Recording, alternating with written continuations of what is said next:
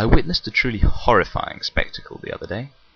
A creationist co-worker had the misfortune to be called out on some of his more ridiculous and colourful beliefs by some colleagues, and was, in a roundabout and entirely logic and evidence-free fashion, attempting vainly to defend them. I was watching in an entertained fashion whilst my friends politely demolished his every argument, one of them having studied biology to degree level, and thus more than a match for the standard stuff the creationists were putting up. Now this was all well and good, but after a few minutes of listening I noticed something. Every point the creationist was forced to concede, my friends would just let him say, "Oh, fair enough," and would move on to another.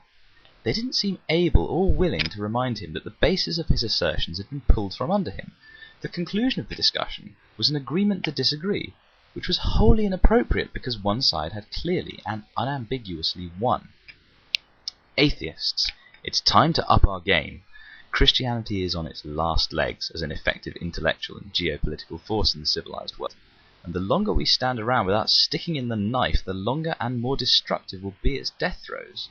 And we need to practice sticking in the intellectual knife, because Islam is poised to stick a real one into the heart of Western civilization and take away the values we hold dear. Christianity acts as a soft intellectual underbelly for the West, a weak and festering set of ideas that the clear and cogently violent message of Islam can easily overcome.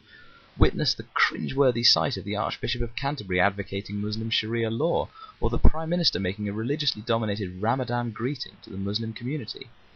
Until we act to remove this cancer in our midst, all of the good work that is done to thwart political Islam in the name of human rights will be of limited value, because we are being hypocritical if we say that Christianity is intrinsically any better.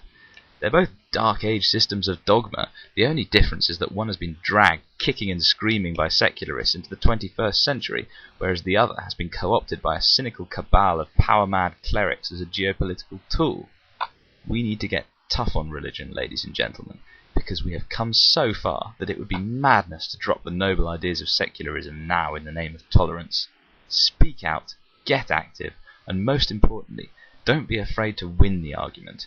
Not only is it possible to beat these belief systems, it is necessary for the continuing growth of knowledge, prosperity of humanity, and progress of every kind, and that, ladies and gentlemen, is worth arguing for.